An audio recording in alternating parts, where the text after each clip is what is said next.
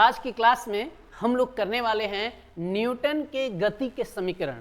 ऐसे 3 समीकरण जिसे न्यूटन ने दिया था और इसे न्यूटन ने गैलीलियो के नियमों के आधार पर बनाया था, इसलिए इसे गैलीलियो के नियम भी कहते हैं। हम लोग समीकरण पढ़ने वाले हैं 3 गति के 3 समीकरण। अगर आपके घर पे कोई रिश्तेदार आ जाए या आप कहीं चले जाओ, लोग पूछेंगे कि किस क्लास में हो। अगर आपने 9th से 12th तक की बात कर दी तो वो लोग न्यूटन का नियम पूछते हैं और गति के समीकरण पूछते हैं, आर्किमिडीज के नियम पूछते हैं।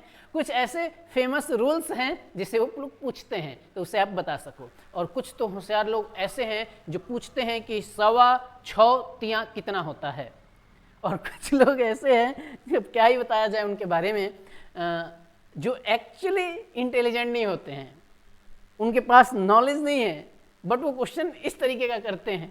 और जिसके पास नॉलेज होता है ना थोड़ा बहुत, वो सब ये रूल्स पूछता है कि भाई न्यूटन का नियम बता दो या न्यूटन के गति के समीकरण बता दो। बट जो लोग बस इंटेलिजेंट होने का दिखावा करते हैं वो कहते हैं अच्छा ये बताओ कि 3.25 कितना होगा। ये अजीब अजीब से क्वेश्चंस, मतलब जो पॉसिबल है भाई, जो सही आप आंसर दे सकते हो उसका आंसर कर सकते हो सही, बट इस तरीके के कहावत टाइप के क्वेश्चंस पूछ के वो पता नहीं क्या प्रूफ करना चाहते हैं, या फिर सिर्फ आपकी इंसल्ट करके वो अपनी इज्जत बढ़ाना चाहते हैं। उनके बारे में मैं 2 शब्द नहीं कहूँ तो बेहतर है, नहीं तो आप समझ लेना कि वो कैसे लोग हैं। फिर उन लोगों के साथ बैठने का जीवन भर मन नहीं करता। भाई मैं जब 5th क्लास में था ना, 1-2 लोग मेरे मोहल्ले में थे और 1-2 मेरे रिश्तेदार थे। मोहल्ले में जो इंसान थे वो मुझसे इंग्लिश का टेंस पूछते थे। डॉक्टर के आने से पहले रोगी मर चुका है या प्लेटफॉर्म पर पहुंचने से पहले ट्रेन खुल चुकी है, इस टाइप के क्वेश्चंस पूछ के उस बंदे ने मुझे गजब का इरिटेट किया था। गजब का 1-2 साल मैंने उसे झेला था। और फिर 1-2 रिश्तेदार भी थे जो आते थे तो कभी आर्किमिडीज का नियम पूछते थे, कभी न्यूटन का नियम पूछते थे, कभी कहते थे बल किसे कहते हैं, गजब A+B का होल क्यूब पूछते थे, इरिटेट कर देते थे। फिर उन लोगों को आज तक मैं पसंद नहीं करता हूँ। ऐसा नहीं है कि मुझे उस टाइम मतलब कुछ क्वेश्चंस आते थे, कुछ क्वेश्चंस नहीं भी आते थे, बट भाई बच्चों का मन हट जाता है। इसलिए अगर वैसे लोग इस वीडियो को, इस क्लास को देख भी रहे हो ना, तो भाई निवेदन है, छोटे बच्चों से जब आप मिले ना, जो आप पढ़ रहे हैं बच्चे, उनसे जब आप मिले ना तो खेल की बातें कर लें। वो पढ़ते पढ़ते पहले ही इरिटेट या फ्रस्ट्रेट हो चुका है तो उससे खेलने की बात कर लें, बस उसके साथ कुछ और बातें कर लें। और पढ़ाई गुजा के आप अपने आप को क्या साबित कर लोगे कि आप ज़्यादा इंटेलिजेंट हो और वो बच्चा बेवकूफ़ है। भाई जनरेशन नेक्स्ट वाली है, वो आपसे तो इंटेलिजेंट निकलेगी वो। तो चलें टॉपिक पर आ जाते हैं, इधर उधर की बातें हो गई। गति के समीकरण हम लोग पढ़ने वाले हैं। और गति के समीकरण में न्यूटन ने 3 समीकरण दिया था। पहले मैं इन तीनों समीकरणों को एक जगह लिख देता हूं और उसके बाद हम लोग पहले समीकरण से बात करना शुरू कर देंगे। तो न्यूटन के ये जो समीकरण है गति के, इन्हें क्या बोलेंगे हम लोग या इसका इंट्रोडक्शन क्या है थोड़ा बहुत देख लीजिए आप। न्यूटन के गति के समीकरण, जिन्हें गैलीलियो के समीकरण भी कहा जाता है, मुख्य रूप से एक समान त्वरण के साथ एक सीधी रेखा में चलने वाली वस्तु स्थिति, वेग, समय के बीच संबंध बताता है। यहाँ 3 समीकरण दिए गए हैं। तो भाई ये क्या करता है? पहली बात कि त्वरण एक समान होनी चाहिए। भाई वस्तु अपनी वेग लगातार बढ़ाती नहीं चली जाए। कल की क्लास में अगर आपने नहीं देखा तो डिस्क्रिप्शन में उसका लिंक मिल जाएगा, वो देख लो। कल की क्लास में मैंने त्वरण की बात की थी कि त्वरण एक असमान त्वरण होता है, एक समान त्वरण होता है ना। यहाँ पर क्या है, वस्तु एक समान त्वरण से चल रही है, जैसे स्वतंत्रतापूर्वक गिरती हुई वस्तु हर 1 सेकंड में अपने वेग में 9.8 या लगभग 10 की वृद्धि करती है। तो यहाँ ऐसी वस्तुओं की बात हो रही है जिस वस्तु का वेग बदल तो रहा है बट एक समान वेग से बदल रहा है, बहुत तेजी से अचानक नहीं बदल जा रहा, धीरे धीरे करके एक समान वेग से वो बढ़ते जा रहा है ना। तो इसी को बात कर रहे थे कि एक समान त्वरण अगर अभी की क्लास में आपको नहीं समझ आ रहा है या मैं क्या कहना चाहता हूँ आप नहीं समझ पा रहे हो तो आप प्लीज़ पिछली क्लास देख लीजिए। एक समान त्वरण के बारे में काफ़ी टाइम हम लोगों ने बात की हुई है, तो वहाँ से देख के और इसे आप समझ सकते हो। तो यहाँ पर जो समीकरण मैं बताने वाला हूँ वो वस्तु की स्थिति, यानी मान लो कितनी दूर गई इसके बारे में बात होगी, उसका वेग क्या है इसके बारे में, समय के बारे में बात होगी, और इसमें त्वरण तो रहेगा ही रहेगा। अगर मैं एक आसान भाषा में आपको बताऊं कि हम लोग कैसे याद रखें कि न्यूटन के गति के समीकरण किसे कहते हैं, तो आप ट्राई करें कि आपको एक बार में याद हो जाए। एक वस्तु है और इस वस्तु का यहाँ से यहाँ तक का जो विस्थापन है वो s है, यानी वस्तु कहाँ चली गई तो s दूरी तक वो एक जगह से दूसरी जगह चली गई, यानी s दूरी उसने तय कर लिया। ठीक, मैं यहाँ लिखते चल रहा हूँ, s क्या है, तो s है यहाँ दूरी, ठीक है ना।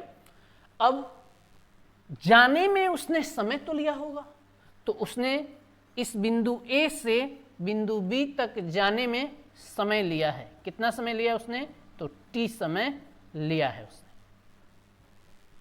अब वस्तु किस वेग से वहां तक गई, तो वेग दो होंगे, एक जब वस्तु ने शुरू किया उस समय u, और एक जब वस्तु जहां तक पहुंची है, जहां हम पढ़ रहे हैं अंत में, उसे भी बोलेंगे।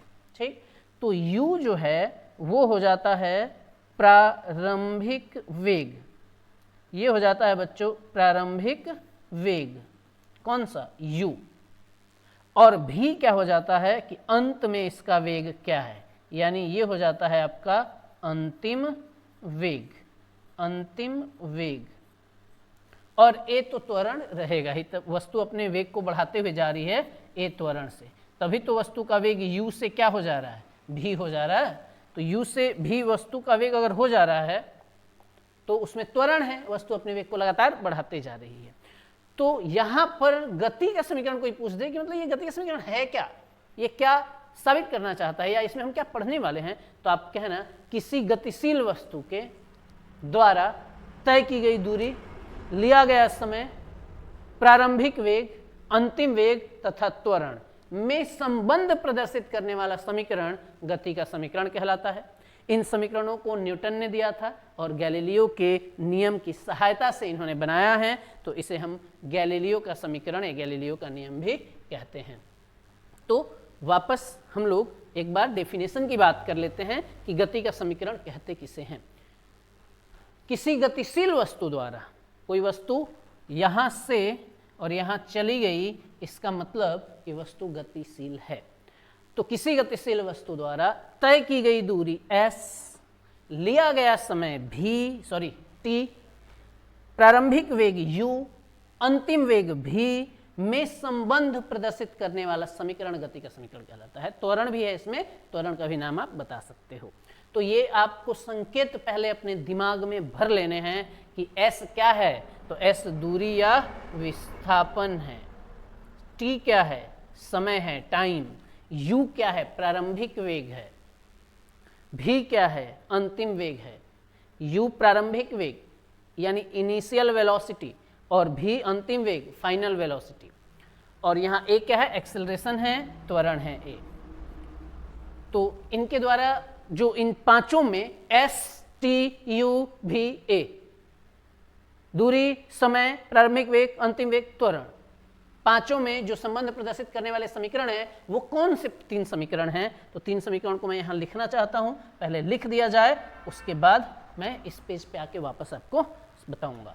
तो देखिए पहला जो समीकरण होता है ना, वो होता है v equal u plus A T. दूसरा जो समीकरण है वो है s equal U T plus half A T square. और तीसरा समीकरण है v square equal you square plus 2as। ये तीन समीकरण है बच्चों, ये तीन समीकरण हैं। अब इस समीकरणों की बारी बारी से बात की जाएगी, इनकी उत्पत्ति की जाएगी, इस पर अंकित प्रश्न किया जाएगा, और नो डाउट आपको क्लास में मजा आएगा अगर आप पढ़ने की मेंटलिटी से यानी पढ़ने के मूड से बैठे हैं तब। तो स्टार्ट करते हैं गति का प्रथम समीकरण। तीन समीकरण क्लास खत्म होते होते याद भी आ जाएगा और आपको समझ भी आ जाएगा। तो याद करने से ज़्यादा जरूरी तो समझना है, तो समझना शुरू करते हैं। उसके बाद लास्ट होते होते मैं आपसे पूछूं कि तीन समीकरण आपको याद हुआ नहीं, तो आपका जवाब होना चाहिए कि हाँ सर याद हो चुका। चलिए प्रथम समीकरण, जिसे हम वेग समय संबंध भी कहते हैं, वेग और समय में संबंध भी कहते हैं। पहला समीकरण v बराबर u प्लस ए टी होता है। इसमें क्या होता है कि यह समीकरण बताता है कि एक निश्चित समय के बाद वस्तु का अंतिम वेग क्या होगा। तो ये है यहाँ v अंतिम वेग। तो इस समीकरण के द्वारा हम ये पता करते हैं कि कुछ समय बाद, जैसे अभी वस्तु गति तो कर रही है बट 30 मिनट बाद इसका वेग कितना रहेगा, या आप बता सकते हैं कि इसका 5 मिनट बाद वेग कितना रहेगा, 10 सेकंड बाद इसका वेग कितना रहेगा। तो प्रथम समीकरण क्या बताता है, किसी निश्चित समय में किसी वस्तु की अंतिम वेग के बारे में बताता है। ये समीकरण क्या है, तो v बराबर u plus A T, v बराबर u प्लस ए टी। इसमें एक एक अगर बात करें कि u क्या है तो प्रारंभिक वेग है, यहाँ पर v क्या है इसमें अंतिम वेग है, a त्वरण है, t समय है। इसमें 4 राशियां आई हैं। तो इसका दूसरा परिभाषा भी सुनते चलिए। आप कह सकते हो कि प्रारंभिक वेग u, अंतिम वेग v, त्वरण a तथा समय t में संबंध प्रदर्शित करने वाला समीकरण गति का प्रथम समीकरण कहलाता है। इन समीकरणों की एक विशेषता है बच्चों, विशेषताएं ये है कि इस समीकरण में कुछ ना कुछ एक मिसिंग है। क्या है इसमें से गायब, तो s देख लो। इस समीकरण में भी कुछ गायब है जैसे कि v, इस समीकरण में भी कुछ गायब है जैसे कि t, और तीनों में एक चीज कॉमन ये भी है कि तीनों में त्वरण रहेगा ही, क्योंकि ये त्वरण के अधीन गतिशील वस्तुओं के लिए ही हम पढ़ रहे हैं। जिन वस्तुओं में एक समान त्वरण है उसके लिए ही ये गति का समीकरण अप्लाई होता है। तो हमारे पास कुल मिलाकर है 5, और 5 में से हर एक समीकरण में एक गायब है कम से कम, तो 4-4 आ रहे हैं। जैसे इसमें अंतिम वेग, प्रारंभिक वेग, त्वरण और समय, इसमें s गायब है। और इस बात से अगर आप बोर हो रहे हो कि क्या फर्क पड़ता है कि इसमें s गायब है, क्या फर्क पड़ता है v गायब है, क्या फर्क पड़ता है t गायब है, तो आपसे न्यूमेरिकल क्वेश्चन नहीं होगा, क्योंकि क्वेश्चन में जो गिवन रहेगा उसमें हम ये देखेंगे कि क्या नहीं दिया हुआ है। तो जब t नहीं देगा तो ये तीसरा समीकरण नहीं लगेगा, जब v नहीं देगा तो ये समीकरण अप्लाई नहीं होगा, जब s नहीं देगा क्वेश्चन में तो ये समीकरण अप्लाई। तो इंपॉर्टेंट है भाई चीजें जो मैं बता रहा हूं कि इसमें ये चीजें नहीं है, जैसे पहले में s नहीं है, दूसरे में v नहीं है, तीसरे में t नहीं है, तो इसको आप सुने समझे, इसका यूज करेंगे हम लोग आगे। तो आप लोग समझ गए कि पहला समीकरण क्या है। पहला समीकरण में हम लोगों ने टाइम दिया, v बराबर u plus A T, v equal u plus A T. इसे आप लोग याद कर लो, इसका संकेत जरूर दिमाग में। 5 चीजें अगर हम नहीं याद कर पाए, 5 नाम नहीं याद कर पाए, तो फिर क्या ही पढ़ेंगे हम, साइंस के स्टूडेंट हो गए। आप अंतिम वेग, प्रारंभिक वेग, विस्थापन या दूरी, समय, त्वरण, ये 5 नाम ही तो याद रखना है आपको। इधर लिखा हुआ है, यहां भी लिखा हुआ है, ए त्वरण है, बस इतना याद रखो, पहला समीकरण हो जाएगा। पहले समीकरण की उत्पत्ति फटाफट करके निपटाता हूं 2 मिनट के अंदर। देखिए पहले समीकरण की उत्पत्ति कैसे होगी। तो यहां शुरू कर देता हूं मैं पहला समीकरण, यानी प्रथम समीकरण की उत्पत्ति। देखिए खराब राइटिंग में शुरू करते हैं भाई फटाफट, है ना, क्योंकि मेरी राइटिंग में कितनी भी अच्छी लिख लूँ बहुत खराब ही रहेगी। प्रथम समीकरण यानी v बराबर u प्लस ए टी। ठीक, एक डायग्राम है जो हमेशा के लिए है, यानी सभी के सभी डेरिवेशन के लिए वो डायग्राम काम आने वाला है। तो यहाँ पर एक लाइन में ऐसे खींच रहा हूँ, ये है प्रारंभिक बिंदु, तो यहाँ पर जो वेग रहेगा वो u रहेगा। क्या वेग जो रहेगा वो u रहेगा, यहाँ पर जो रहेगा वो v रहेगा। यहाँ पर समय नहीं बीतता है बच्चों, समय 0 रहता है। तो यहाँ पर जब भी समय रहेगा तो वो 0 रहेगा, और यहाँ पर जो समय रहेगा वो t रहेगा। तो समय यहाँ कुछ बीत चुका है तो यहाँ समय t है। यहाँ पर जो दूरी या विस्थापन जो भी आप कहना चाहते हो, दूरी रहेगा वो s, सॉरी 0, यहाँ पर 0, क्योंकि वस्तु यहाँ है तो अभी दूरी तय कहाँ किया उसने, वस्तु बिंदु ए पर है तो दूरी तय कहाँ हुआ, दूरी, और यहाँ पर जो दूरी है वो है आपका s। इतना ध्यान रखें, और वस्तु चल रही है त्वरण से। ठीक, ए त्वरण से वस्तु चल रही है, इसी आधार पर आप सबको समझने वाले हैं। तो स्टार्ट करेंगे हम लोग, वेग है यहाँ, तो वेग का हम लोग स्टार्ट करेंगे त्वरण के सूत्र से। त्वरण के सूत्र से, तो कल त्वरण का फॉर्मूला मैंने बताया हुआ है आपको, वो उस क्लास का लिंक आपको डिस्क्रिप्शन में मिल रहा है, आप उस क्लास को भी देख लें, इस क्लास के बाद देख लें या पहले उसे देख लें, आपकी इच्छा। v माइनस यू, ठीक, v माइनस यू, ये क्या है, वेग का परिवर्तन, और बटे में समय अंतराल t। तो यहां मैं सदिश को प्रदर्शित करने के लिए वेक्टर वगैरह अप्लाई नहीं कर रहा हूं, त्वरण का ये सूत्र है, वेग परिवर्तन बटे में समय, तो a बराबर हो जाएगा v माइनस यू बटे में t। अब इसको इधर मल्टीप्लाई कर दो बच्चों, तो ये हो जाएगा at और v माइनस यू।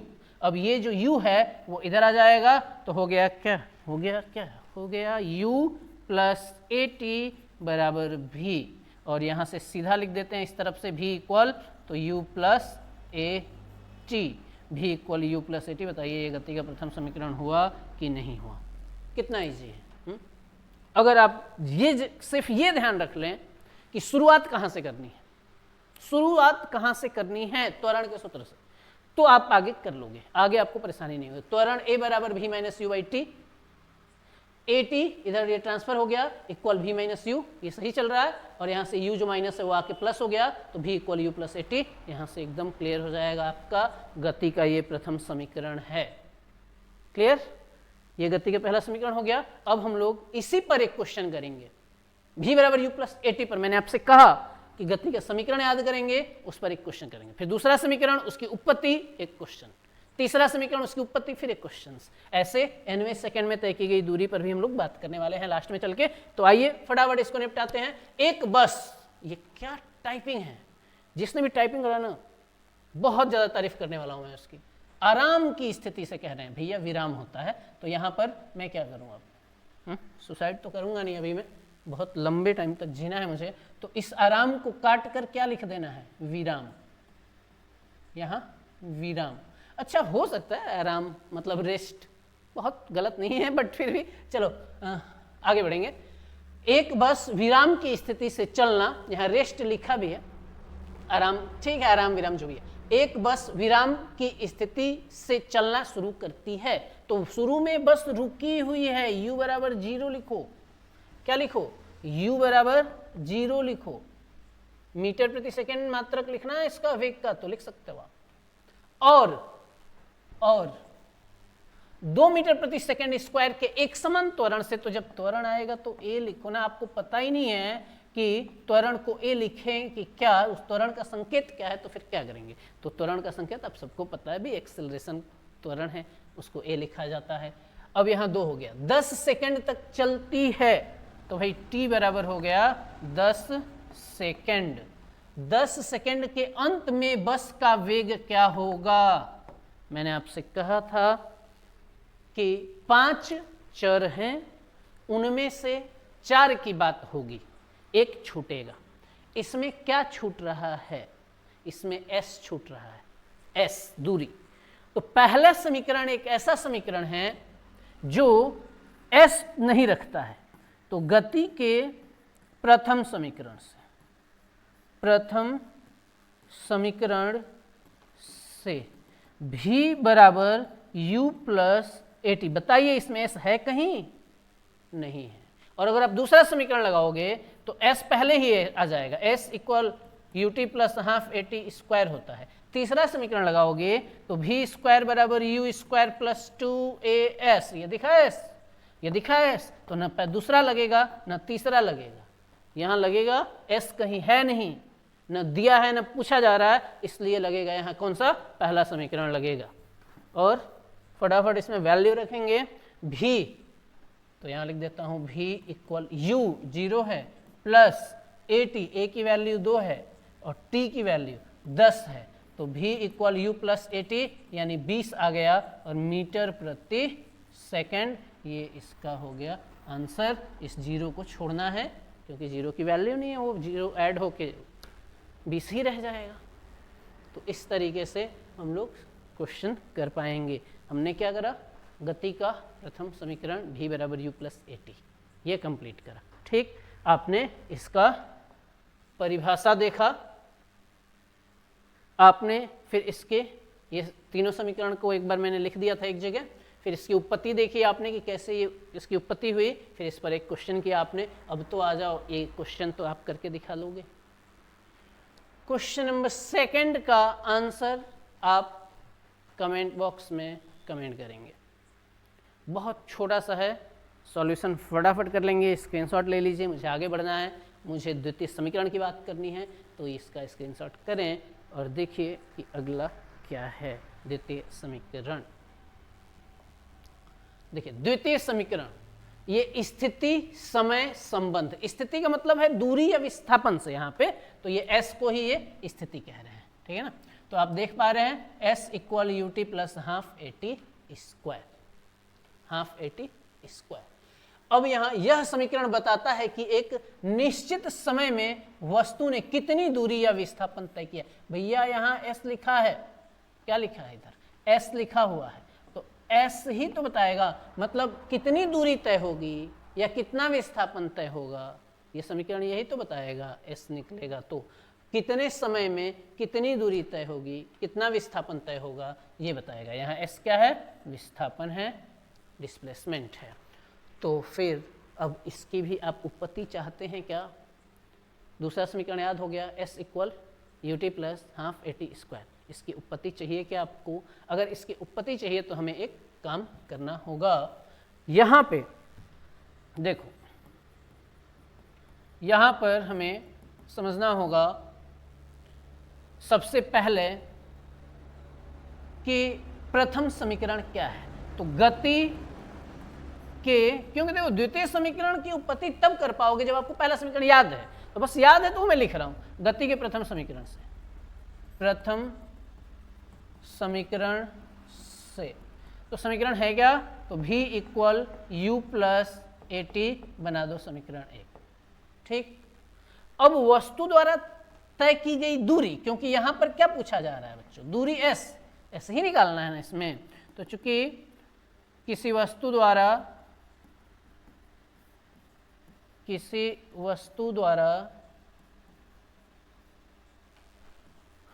t समय में तय की गई दूरी, अब दूरी को प्रदर्शित किससे करते हैं, s से।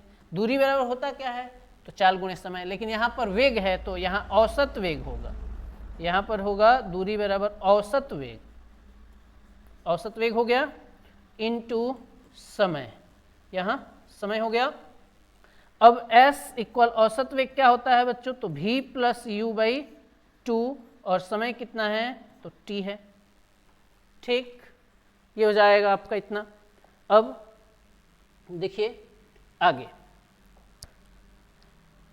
तो s equal v plus you by two, ये औसत वेग होता है, और समय v का मान रखना है, इसीलिए इसे मैंने पहला समीकरण बना रखा है, क्योंकि यहां पर मुझे v का मान रखना है, ठीक। तो s इक्वल v की वैल्यू रखिए, तो u plus A T, v की जगह हुआ, और आगे क्या है इसमें u, और होल अपॉन क्या है 2, और ब्रैकेट के बाहर क्या है, तो t। समझ गए, आगे बढ़ लेते हैं। तो s इक्वल, ये देखिए u दो जगह है, एक यहाँ है u और एक यहाँ है, तो ये हो जाएगा 2u, ठीक। तो ये हो गया बच्चों 2u और प्लस ए टी, और बाई 2 है इधर, और बाहर क्या है, तो t है, ठीक। अब एक काम करते हैं, ये जो 2 है ये दोनों को डिस्ट्रीब्यूट करते हैं और t से मल्टीप्लाई, तो पहले कर दो t से मल्टीप्लाई, बाद में 2 को दे दूंगा, नहीं तो आप हो जाओगे कंफ्यूज। तो 2ut plus A T square, और होल अपॉन क्या है 2 है, तो s इक्वल हो गया 2ut बाई 2, ये जो 2 है ना ये डिस्ट्रीब्यूट कर दो दोनों को, प्लस तो इसको भी दे दो, तो 1 by two A T square, इसके पास 2 आया तो 1 बाई टू, यहाँ भी 2 अपॉन में है, तो यहाँ 2 से 2 तो हो गया कैंसिल, बोलिए पेंसिल, और बुरा लगा मजाक तो किसी तरीके से पचा लीजिए, बहुत खराब जो मैं करता रहता हूँ। अब यहाँ पर s equal U T plus 1/2 A T square आया, 2 से 2 कैंसिल हुआ तो यू टी हुआ, plus 1/2 A T square, s equal U T plus half A T square, s equal U T plus half A T square. किस line में आपको बात नहीं पची है आप कमेंट बॉक्स में उसका टाइम कमेंट कर दो, वो वापस समझा दिया जाएगा, लेकिन उस लेवल का ये डेरिवेशन है नहीं कि आपको समझ नहीं आए, आप समझ तो गए ही होंगे, फिर भी आप कमेंट बॉक्स को यूज़ करते रहें, मैं आपका टॉपिक क्लियर करता रहूँगा। गति के प्रथम समीकरण से समीकरण को लिख दिया गया, उसके बाद मैंने कहा कि किसी भी गतिशील वस्तु द्वारा तय की गई दूरी, तो दूरी बराबर होता है वेग गुणे समय, यहाँ पर विस्थापन कह लो भले ही, स्थिति कह लो। तो वेग इंटू समय, अब वेग कौन सा? प्रारंभिक वेग u, अंतिम वेग भी कौन सा वेग? वेग तो यहां पर अगर वस्तु है तो u है, और यही वस्तु गति करते हुए यहां आ गई है तो यहां पर तो v है। तो न u लेना है न v लेना है, बल्कि औसत वेग लेना है। औसत वेग क्या होता है? तो औसत वेग होता है u प्लस v बाई 2, ये होता है आपका औसत वेग। क्लियर? तो यहाँ औसत वेग v प्लस यू बाई 2 या u प्लस v एक ही बात है, समय t हो गया। अब v का मान यहाँ से रखना है u प्लस एटी से, तो ये जो वैल्यू रखा है ना मैंने, ये वाला v की जगह u प्लस एटी, ये कहाँ से रख दिया मैंने? तो ये बाई इक्वेशन फर्स्ट, ये यहाँ से मैंने रख दिया। क्लियर? आगे बढ़ें। ठीक, अब यहाँ के बाद u और u दो जगह है तो 2u लिख दिया, बाकी सब तो नोट है यार, 80/2 और आगे t तो है ही। अब क्या करोगे? t दे दो तो ut हुआ, और 80 है तो 80 स्क्वायर हुआ, बाई 2 है ही। 2 डिस्ट्रीब्यूट कर दो, इसको भी, तो यहाँ 2 से 2 कैंसिल, और इसको डिस्ट्रीब्यूट किया 1/2 हो गया, ut प्लस हाफ एडी स्क्वायर। ये हो गया आपके मजे डेरिवेशन हो गया आपके। आगे बढ़ लेते हैं। ये रहा इस पर आधारित प्रश्न, s equal ut plus half eighty square में सबसे पहले बच्चों लिखा करो कि गिवन क्या है, क्या क्या दिया हुआ है।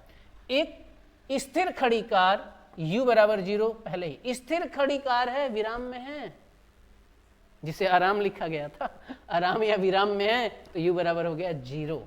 ठीक, वेग है तो चलो मात्रक लिख दिया मैंने, और यहाँ 4 मीटर प्रति सेकंड स्क्वायर के एक समान त्वरण हो गया, इधर 4 मीटर प्रति सेकंड स्क्वायर के एक समान त्वरण के साथ चलना शुरू करती है। तो 8 सेकंड में t बराबर 8 सेकंड, यह कार कितनी दूरी जाएगी? s का मान क्या होगा? तो s equal ut plus half eighty square से,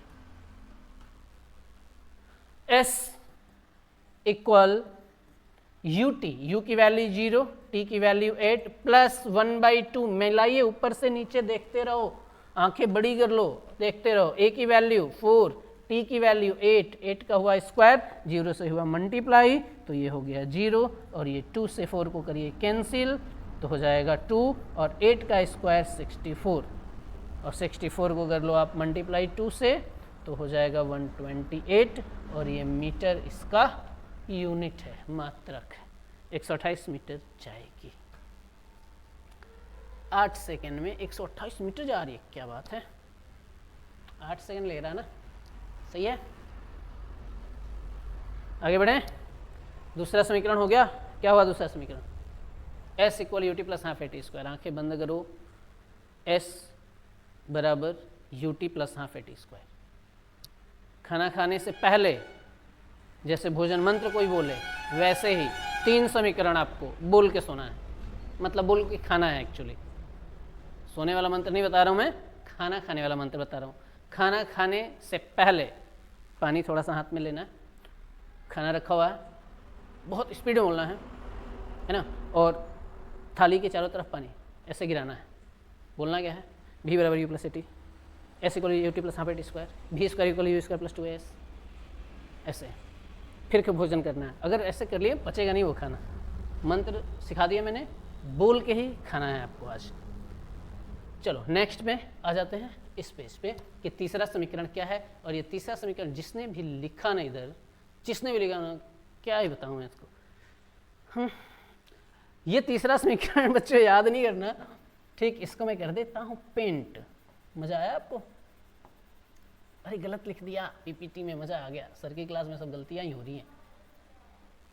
गलतियाँ नहीं हो रही आलसियों, याद है मुझे, टेंशन मत लो आप। तृतीय समीकरण में बताया जाता है v square equal u square plus 2as, ये है तीसरा समीकरण। इसमें क्या बताया जा रहा है इसको आप याद कर लो, है ना, इसको ध्यान रखना।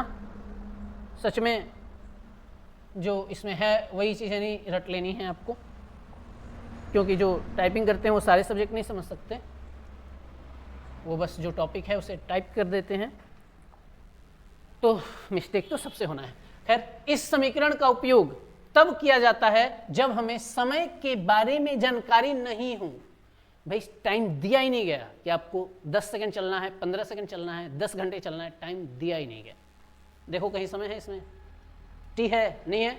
तो इस समीकरण का उपयोग तब किया जाता है जब समय टी के बारे में जानकारी न हो। यह वेग और तय की गई दूरी के बीच संबंध बताता है। यह है आपकी दूरी और यह है आपका वेग। कौन सा? यह है आपका वेग, यह है आपका वेग, दोनों वेग हैं। ए तो सब में है ना, तो त्वरण के अधीन तो वस्तु ही गति, इसलिए त्वरण की बात नहीं हो रही है। तीसरा समीकरण तब अप्लाई होता है जब समय की जानकारी नहीं हो, और यह तीसरा समीकरण वेग और दूरी में संबंध को प्रदर्शित करता है। क्या आप तीसरे समीकरण की उत्पत्ति चाहते हैं? तीसरे समीकरण की उत्पत्ति करनी है और तीसरा समीकरण है ये। तो तीसरा इसका क्यों नाम पड़ा? क्योंकि आपको पहला और दूसरा पहले बता दिया गया।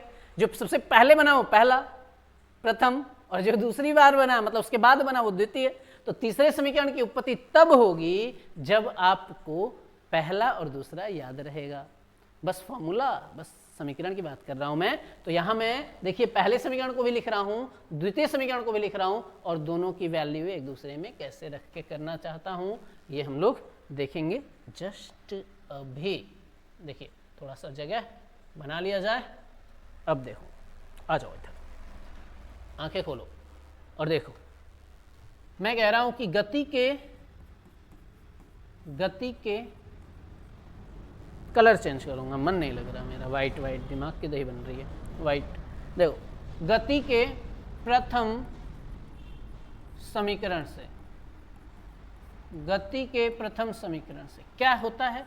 v equal you plus A T.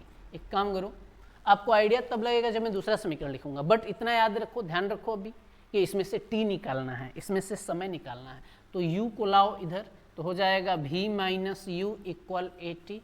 अब यहाँ से t निकालो आप, तो a आ जाएगा नीचे, तो हो जाएगा v minus you by A equal T, और इसे बना दो समीकरण 1। t की वैल्यू निकल गया है यहाँ। अब हम लोग लिखेंगे गति के द्वितीय समीकरण से, यानी दोनों समीकरण हम लोग यूज करेंगे, तब आएगा तीसरा समीकरण, और इसी वजह से इसका नाम है भाई तृतीय समीकरण, क्योंकि दोनों समीकरण यूज होते हैं इसमें। तो समीकरण क्या है? s equal U T plus half A T square. T कहाँ दिख रहा है? तो मुझे टी दो जगहों पे जो दिख रहा है, एक बार यहाँ और एक बार यहाँ, इन दोनों की जगह मैं टी की वैल्यू रखूंगा। कहाँ से? समीकरण 1 से रख देना है। तो s इक्वल यू और t का मान रख देता हूँ भाई v माइनस यू बाई ए, ठीक, और प्लस 1/2 a का मान रख दें। सॉरी, a का मान तो a रखना है बस अपने को, हमें किसकी वैल्यू रखनी है? t की। तो t का मान है क्या? तो v माइनस यू बाई ए, और इसका क्या? स्क्वायर, ठीक। अब s इक्वल u से मल्टीप्लाई करना है मुझे अंदर, ठीक है ना, u से, u भी minus u square upon a plus 1/2a, और इसको a minus b whole square, ध्यान देना, v square minus 2vu plus u square. क्या हुआ? तो a माइनस बी का whole square, a square minus 2ab plus b square, और upon में क्या है? a है, तो यहाँ क्या लिख दूँ? a स्क्वायर नहीं होगा क्या? स्क्वायर होल स्क्वायर है तो a पर भी तो स्क्वायर होगा ना। अब यहाँ से a और a हो जाएंगे कैंसिल, बस बच जाएगा एक a, और फिर अंदर सबसे मैं मल्टीप्लाई करने वाला हूँ। तो यहाँ पर आप देखें s इक्वल, और ये कहाँ से आ गया? औरंगजेब के खानदान, हट जा भाई। s इक्वल, यहाँ से आप ध्यान दें, यहाँ भी बस a रह गया है, ठीक, यहाँ क्या रह गया है? बस a रह गया है, और यहाँ 2 रह गया है, ठीक। तो 2a हुआ और यहाँ a है, तो 2a एलसीएम हो जाएगा इनका। तो अगर होल अपॉन कर दूंगा मैं तो लिखूंगा 2a, ठीक। अब इधर a तो है, बट क्या इधर 2 है? 2 नहीं है, तो 2 से इधर मल्टीप्लाई होगा, तो हो जाएगा 2 से मल्टीप्लाई 2u भी माइनस 2u स्क्वायर, क्योंकि 2 से बच्चों मल्टीप्लाई हो रहा है, ठीक, 2 से मल्टीप्लाई हो गया। अब बीच में क्या है, प्लस है, तो अप्लाई कर दो प्लस। उसके आगे आ जाओ तो यहाँ भी स्क्वायर, उसके आगे -2u भी यू या यू भी बात एक ही है। उसके आगे आ जाओ तो प्लस यू स्क्वायर। खुश। अब हुआ ये कि ये 2u भी और 2u भी क्या हो गया, कैंसिल, है ना। s इक्वल यहाँ हो गया यू स्क्वायर और यहाँ है प्लस यू स्क्वायर, तो जो यू स्क्वायर यहाँ है वो माइनस में है, माइनस यू स्क्वायर बच गया। देखो यहाँ 2 बार है ना, यहाँ 1 बार है ना, तो ये दोनों हो गए माइनस, तो माइनस यू स्क्वायर और प्लस भी स्क्वायर होल अपॉन 2a।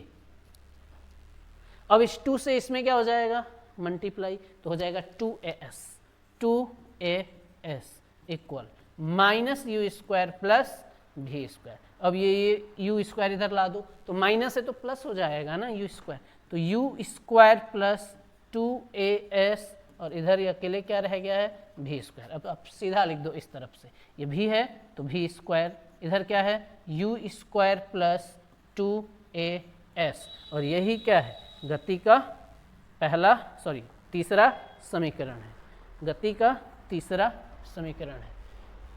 चलो भाई तुम लोग मत पढ़ाओ, इधर हटो, यही गति का बच्चों पहला समीकरण है।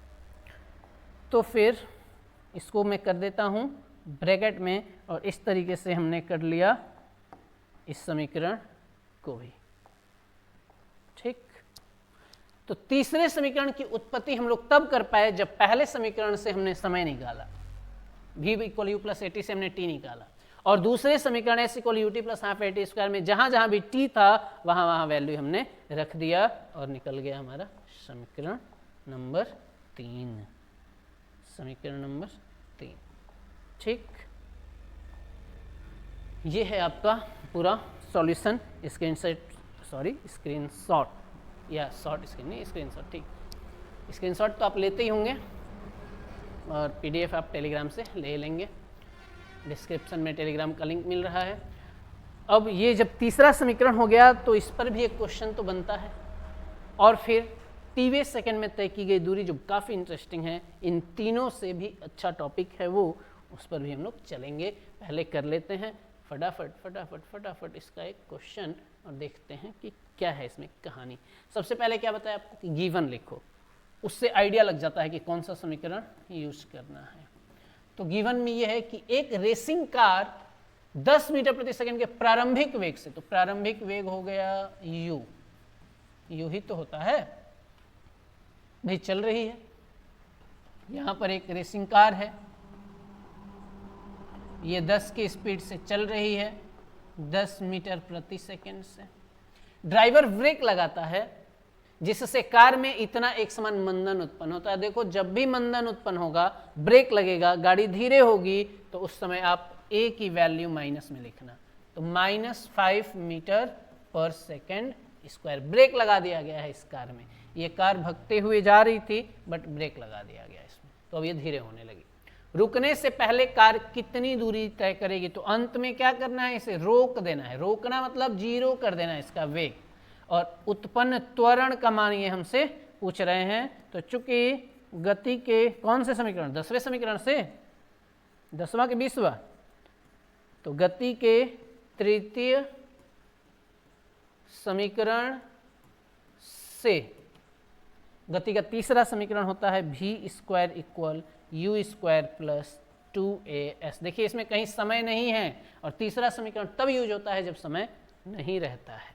तो यहाँ हो गया 0 का स्क्वायर, u ढूंढो 10 प्लस 2as, तो 2a पूछ रहे हैं क्या, कितनी दूरी तय करेगी पूछ रहे हैं ना यार, ये क्या है, a कहाँ है, कितनी दूरी तय होगी। घबराइए मत, आ जाएगा सही बता दिया जाएगा कभी कभी दूसरा लिख देने पे। तो 2a की वैल्यू कितना है, -5 है यहाँ, और क्या पूछा जा रहा है हमसे, तो s का मान। अब ये 5 और 2 10 हो रहे हैं, माइनस में 0 का तो 0 हो गया, तो 0 यहाँ से नोट करते रहें, मतलब देखते रहें, मिलाते रहें, -10s अब ये जो है इधर ट्रांसफ़र करो तो 10s जो है वो 10s बराबर 100 और इस 10 से इस 100 को कर दो कैंसिल और s की वैल्यू लिख दो 10। तो आंसर आएगा किसमें? मीटर में। तो s का मान मिल गया है हमको। 10 मीटर दूर जाके ये कार रुक जाएगी। क्या है इसमें?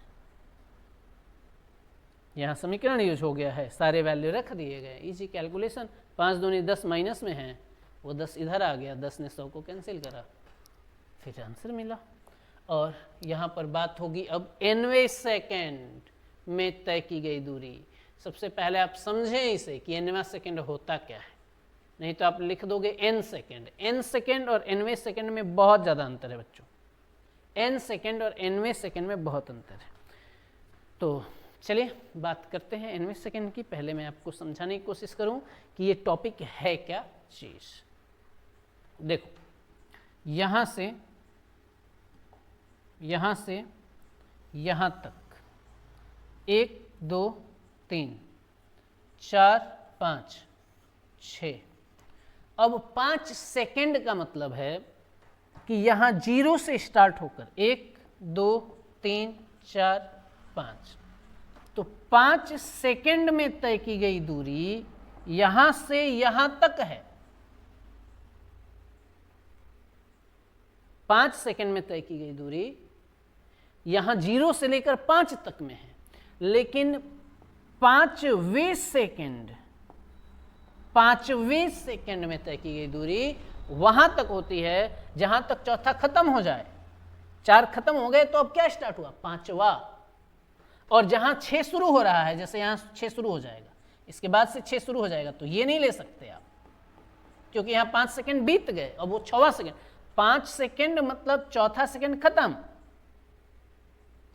और 5वां शुरू। तो यहां से स्टार्ट करना है, ये वाला गैप लेना है, यानी बस इतनी सी दूरी 5वां सेकेंड कहलाएगी। 5वें सेकेंड में तय की गई दूरी और शुरू से 5 तक की दूरी 5 सेकेंड में तय की गई दूरी 5 सेकेंड में, और ये 5वें सेकेंड में। तो 5वें सेकेंड में जो होगा वो होगा ये वाला, बस यहां से यहां तक, और जो 5 सेकेंड में होगा वो होगा 0 से 5 तक। चौथा सेकेंड खत्म और 6वां सेकेंड शुरू होने नहीं देना है। तो चौथा के बाद क्या शुरू हुआ है? 5वां, और 5वां अपने आप को पूरा कर लेगा, उसके बाद क्या शुरू होगा? 6। तो 5वां जो अपने आप को पूरा कर रहा है, बस उतनी देर में वो कितना आगे जाएगी। तो उसी तरीके से होता है nवां सेकेंड। तो देखो यहाँ 5वां सेकेंड निकालने के लिए ये आगे वाला तो वैलिड नहीं है ना, ये सब तो मान्य नहीं है, यानी 4 सेकेंड तक घटा दो। तो एक और इसका तरीका है बड़ी आसान सा, पहले निकालो 0 से 5 तक और उसके बाद निकालो 0 से 4 तक और ये घटा दो, तो आगे का गैप बच जाएगा। समझ रहे हैं? एक बार और यहाँ देख लेते हैं लास्ट टाइम। अगर आपको निकालना है 5वां सेकेंड में 1 2 3 4 5 6, तो यहाँ 5वें सेकेंड में निकालना है। तो एक काम करेंगे हम लोग, 0 से कहाँ तक पढ़ेंगे? 5 सेकेंड कंप्लीट करेंगे, पूरा 5 तक, ठीक। उसके बाद 0 से क्या करेंगे? 4 सेकेंड तक घटा देंगे। तो ये माइनस हो गया, ये सब माइनस हो गए, कट गए, ये सब कट गए, तो कहाँ तक बचा? बचा बस यहाँ। तो यहाँ 1 सेकेंड एक बीच में भर गया, तो वही 5वां सेकेंड है। 5वां सेकेंड मतलब 4 सेकेंड के बाद से शुरू होना है। ये nवां सेकेंड अगर कह दूं मैं, 5 की जगह क्या कह दूं? nवां सेकेंड कह देता हूं। तो यहाँ से शुरू हुए, मान लो nवां सेकेंड ये है, ये गैप है, ठीक। तो n सेकेंड यहाँ होगा, n सेकेंड यहाँ होगा, कंप्लीट होगा n सेकेंड, ठीक। तो ये अगला और पिछला जस्ट क्या होगा? तो ये n-1 होगा। तो आप Sn निकालोगे तो यहाँ से स्टार्ट करोगे और यहाँ तक जाओगे n सेकेंड तक, यहाँ तक, ठीक। और ये क्या है? n-1, तो Sn-1 निकालोगे और उसे माइनस कर दोगे। तो nवां सेकेंड यानी nवें सेकेंड में तय की गई दूरी कितनी हो जाएगी भाई? तो हो जाएगा Sn माइनस Sn-1। Sn यानी पूरा शुरू से n तक, और n-1 वाली जस्ट उसके पहले तक माइनस कर दो, इसको काट दो, तो ये गैप बच गया बीच वाला। तो ये क्या है, तो n है, n, और ये जो माइनस कर रहे हो वो क्या है, तो n-1 है, तो Sn-1, तो Sn से Sn-1 को माइनस करना होता है।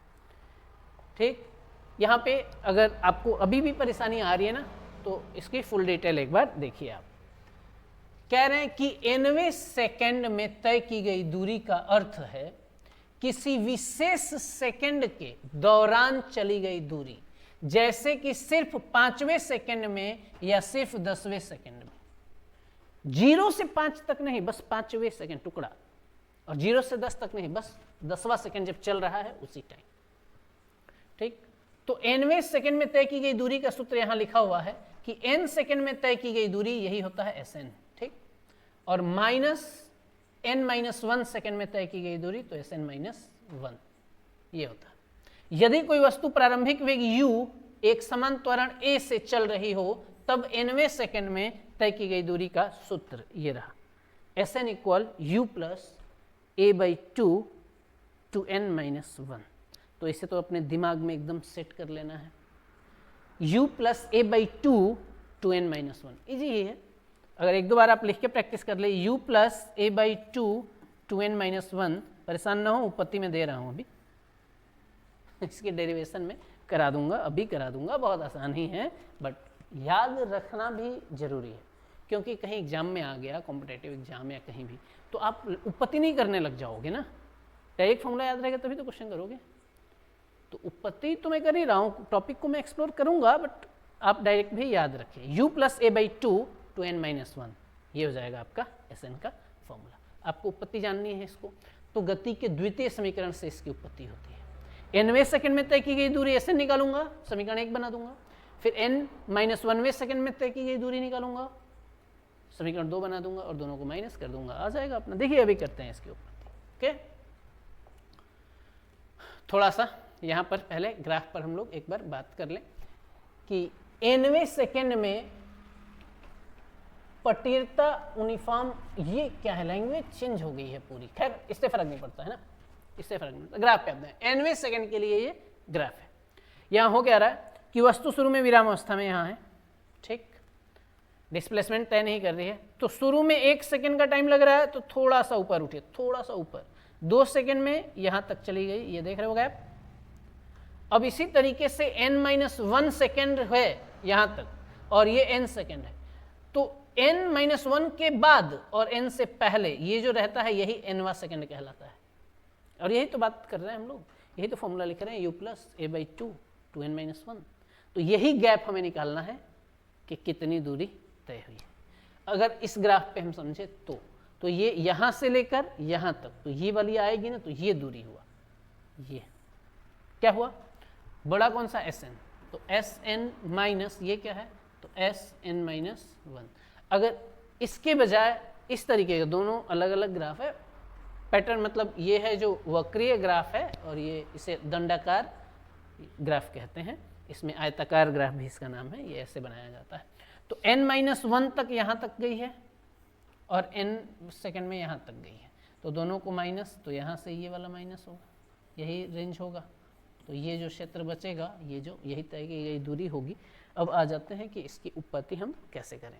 तो देखो इसकी उत्पत्ति गति के प्रकार, अब ये जो लिखा हुआ ना, ये आपके लिए थोड़ा सा अलग हो जाएगा, थोड़ा सा टफ हो जाएगा, और ये एक न्यूमेरिकल क्वेश्चन है, तो इसकी उत्पत्ति यहाँ जो है उसको मैं यहाँ सॉल्व कर रहा हूँ, समझना बात को। nवें सेकंड में तय की गई दूरी, अब आप फॉर्मूला जानते हो गति के दूसरे समीकरण से, फॉर्मूला होता है s equal ut plus half at square, लेकिन टाइम हमने दिया है क्या, nवां सेकंड, n सेकंड में, nवें सेकंड नहीं सॉरी, n सेकंड में, n सेकंड में, तो जो t लिख रहे हैं हम लोग, क्या यहाँ t लिखेंगे कि n लिखेंगे, तो यहाँ क्या लिखेंगे बच्चों, हम लोग लिखने वाले हैं इधर n, तो इससे हम मिटा देते हैं t को और लिख देते हैं n, तो s equal un plus half an square, equation first हो गया। अब इस n की जगह n-1 निकालना है, तो n-1 सेकंड में तय की गई दूरी सॉरी, तो इसको s डैश कर लो, या ऐसा कर लो, इसको sn लिख लो और इसको sn-1 लिख लो। तो u और जहां भी t होता है, ऐसा होता है ना, ut प्लस हाफ at², तो यहाँ t है, यहाँ t है, तो जहां भी टाइम की बात होगी तो टाइम हो जाएगा आपका n-1, क्योंकि n-1 सेकेंड में निकाल रहे हैं हम लोग, प्लस 1/2a, t की जगह फिर से n-1, स्क्वायर की जगह स्क्वायर, अप्लाई हो गया। ओके, अब इसको थोड़ा सा सॉल्व कर लेता हूँ। sn-1 इक्वल मल्टीप्लाई कर देता हूँ un माइनस u से मल्टीप्लाई हुआ ना दोनों में, एकदम गुलाब जामुन की तरह ही है, आपको हार्ड लग रहा है क्या? n-1 तो a in square minus 2n into 1 plus 1 का स्क्वायर, a माइनस बी का होल स्क्वायर लगाया है, कोई रॉकेट साइंस नहीं लगा दिया मैंने, a minus b whole square, a square minus 2ab plus b square, तो हो जाएगा आपका sn-1 equal un minus u plus 1/2a। अब a से मल्टीप्लाई तो करूँगा मैं, अंदर कर दें मल्टीप्लाई, कि ऐसे काम बनेगा? नहीं बनेगा, करना पड़ेगा। तो 1/2 को n से, तो n स्क्वायर, फिर 1/2a है और इसमें मल्टीप्लाई होगा तो माइनस 1/2a है, कहाँ मल्टीप्लाई करना है? तो 2n में मल्टीप्लाई करना है, 1 तो 2 2 हो गया ना। अब यहाँ प्लस ये 1 है तो 1/2a को इसमें मल्टीप्लाई, 1/2a और 1 का स्क्वायर क्या हुआ? 1, ऐसे हो गया ये मल्टीप्लाई। ओके, अगर कैंसिल हो कुछ तो बात बने, और अगर नहीं हो तो और मजा आएगा। sn-1 equal un minus u, an square यहाँ भी है और ये दोनों तो कैंसिल हो ही रहे हैं, तो वहाँ बच रहा है an और बच रहा है क्या यहाँ पर? 1/2a, तो हो गया आपका प्लस 1/2an स्क्वायर, यहाँ पर क्या बच रहा है? an माइनस an, और यहाँ हो गया प्लस a/2। ये बचा हमारा इक्वेशन 1, तो इसको बना देंगे हम लोग सेकेंड। अब nवें सेकेंड में, तो nवें सेकेंड में तय दूरी क्या होगा भाई?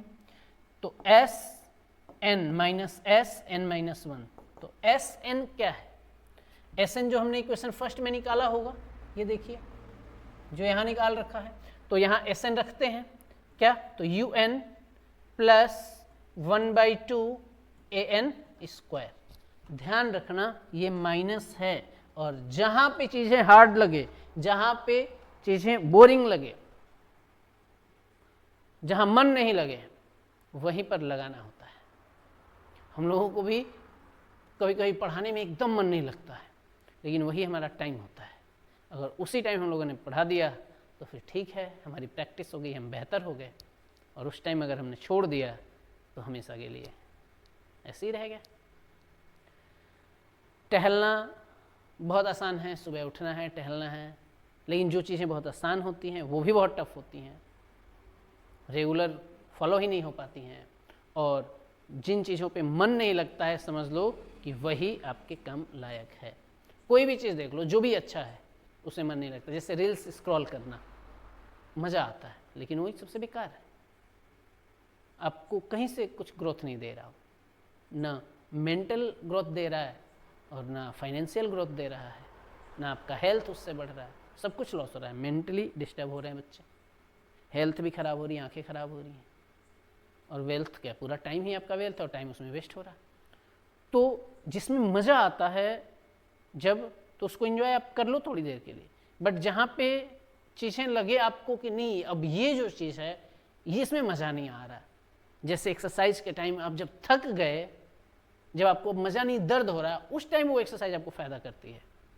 पढ़ते पढ़ते अब आपका दिमाग थक चुका है, अब मन नहीं लग रहा, उस टाइम आपको पढ़ना आपका IQ बढ़ाता है।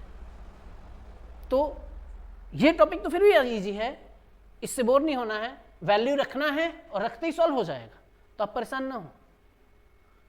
आप SN यानी nवें सेकेंड के लिए निकाल लिए, आप n-1 तो n-1 का होल स्क्वायर करके, और जब मैं यहाँ से यहाँ तक इसको एक्सप्लोर कर रहा हूँ, फिर 1/2 से इसमें तीनों में मल्टीप्लाई, यहाँ मल्टीप्लाई, फिर यहाँ मल्टीप्लाई, फिर यहाँ भी मल्टीप्लाई, तो ये इतना लंबा आगे बढ़ रहा है, उससे क्या फर्क पड़ रहा है? चीज़ों को तो मैं बस नोट कर रहा हूँ। अब देखो यहाँ un-u, अब देखो un-u कितनी बार un-u, यहाँ भी नोट, यहाँ भी नोट, यहाँ देखो 1/2a, 1/2a, 1/2a, 1/2, क्या है? बस नोट तो हो रहा है, ये कैसे हार्ड हो सकता है? एक बार खुद पेन उठाओ, प्रैक्टिस करो और देखो, फिर कमेंट बॉक्स में मुझे बताओ कि आपसे हुआ कि नहीं हुआ। तो Sn की वैल्यू मैंने यहाँ से रखी है 1/2an², और ये माइनस है, इसलिए रुका था मैं आपको समझाने के लिए, बट टॉपिक चेंज हो गया। ये माइनस है, जब माइनस दूंगा ना मैं, तो यहाँ से शुरू करूँगा और ये पूरे के साइन ही चेंज कर दूंगा मैं, सबका साइन चेंज, माइनस वाला प्लस, प्लस वाला माइनस करते हुए पूरा नोट कर रहा हूँ यार, कहाँ से आपको परेशानी हो जाएगी देखना है। प्लस यू, क्या कर रहा हूँ? नोट कर रहा हूँ इन सबको, बस sign change, sign change. Plus है तो माइनस कर दूंगा, माइनस कर दूंगा 1/2an², माइनस है तो प्लस कर दूंगा n, प्लस है तो माइनस कर दूंगा a/2। अब b भी नहीं कैंसिल हो तो मजा आए, un से un कैंसिल हो रहा है, 1/2an², 1/2an² कैंसिल हो रहा है। अब रह क्या गया? तो u plus an minus a/2, तो उसको नोट करेंगे हम लोग। क्या हो गया? तो u हो गया यहाँ से, plus plus an minus a/2। अब इसमें से a कॉमन ले लो, हो गया आपका काम। एक कॉमन लेते ही हो गया ना आपका काम, जो आपको लग रहा था कि पता नहीं क्या है ये, होगा नहीं होगा। u प्लस a कॉमन, तो यहाँ क्या हुआ? n-1/2। ये हुआ आपका फॉर्मूला। बताओ, उत्पत्ति होगी इसकी, इसलिए आप परेशान थे। परेशान नहीं थे, बट चाहते थे आप कि इसकी उत्पत्ति हो जाए।